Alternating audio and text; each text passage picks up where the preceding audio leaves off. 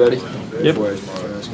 Talk about the fact that the defense this year is really good at times, and other times, case in point, Georgia Tech and Maryland. You guys just haven't played up to maybe your standards. We can't focus on all that right now because that's in our past, and we can just take one game at a time and just keep getting better each day. What has Coach been talking to you guys about after that last defensive performance against Georgia Tech? It was just certain plays that made the game pretty much. We put together a lot of plays that that were great, but we had a couple collapses, and that's just how the game went. What's been Coach's message to you guys about how huge this game is now? You have one loss, but I'm sure you guys refocused, and you obviously understand the implications of this game. Coach Sweeney's message is just play your heart out because this is the senior's last game at home, and we just want to focus on ourselves and not even focus on just messing up. We just want to focus on what we have to do, and everything will fall in place. You understand what happens with the victory, with the division, and everything like that? Did he have to explain that to you guys, or did you guys figure it out for yourselves? It's kind of he explained, but we pretty much knew. Kind of an emotional guy. Last time on top of the hill. What's that going to be like? I won't cry. I'm just gonna focus on winning that game. That's all I can do. Just focus on winning that game. Is this the best way you can go out? So your final game in the Valley is going to be for Atlantic Division. Have you wrote a script when you first came here? Yeah. It'd probably include something pretty close to this, wouldn't it? Yeah, it was. I just want to just play my heart out for my teammates and all the other seniors and all of my other underclassmen. I'm just gonna play my heart out and just seeing my mom down there waiting for me when I run down the hill. So that's all I can do. How important is it for you guys to claim this division title, to give meaning to this great season you guys have had up to this point? First, we just have to win the game, and then we can celebrate all the title and everything. But how important is it for you guys, though? It's very important. Who doesn't want to win that Atlantic Division title? So a win is important. So that's how I look at it.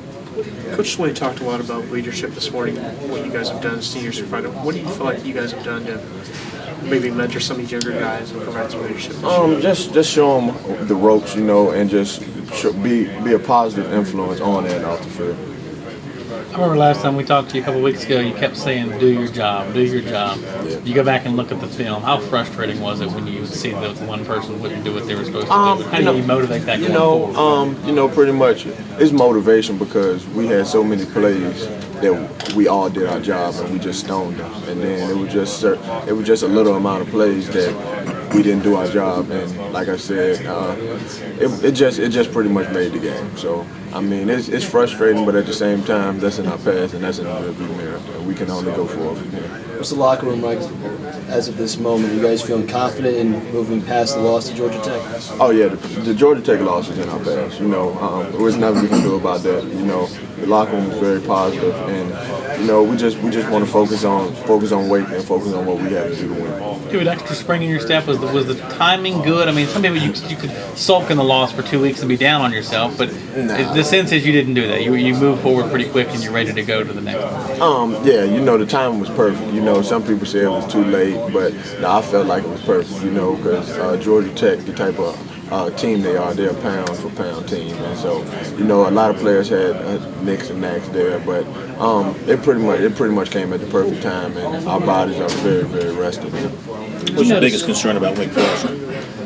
They have a veteran O-line, and they just have a lot of skilled players, and they're good all across the board. So we can't take them for granted at all. Do you guys think you can impose your will on the Demon Deacons like you have the past 2 seasons?